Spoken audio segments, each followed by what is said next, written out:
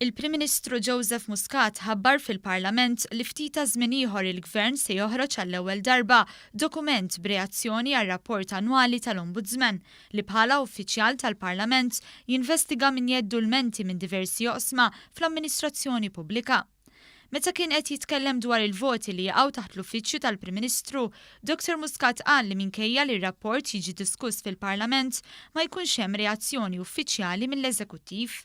Ħabbar li għall-ewwel darba l-Gvern se jġib dan ir-rapport fuq qudiemnet tal-aġenda u se jkun qed jagħti risposta għalih. Bi pjaċir inħabbar li din is-sena ħajkonna xi ħaġa ġdida wkoll. Fi ftit tal-żmien ieħor il-Gvern ħajoħroġ għall-ewwel darba rapport b'reazzjoni għar-rapport annwali tal-Ombudsman.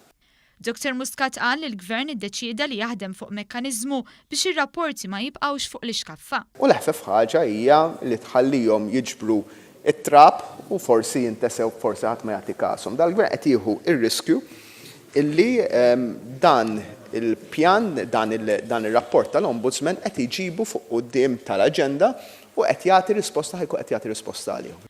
Dr. Muscat qal li l-Gvern se jippreżenta tweġiba tiegħu b'mod uffiċjali dwar l-azzjonijiet li se jkun qed jieħu l-Gvern fuq ir-rakkomandazzjonijiet li jsiru mill-Ombudsman waqt li jesprimi fehmtu dwar diverġenzi li jista' jkun hemm. Il-Prim Ministru qal li għat-tielet sena il-Gvern ippubblika tweġiba r-rapport annwali tal-Awditur Ġenerali. Qal li qabel ir-rapporti tal-Awditur kienu jsiru analiżi interni dwarhom u wara kull rapport kien jispiċċa kopja tas-sena ta' qabel.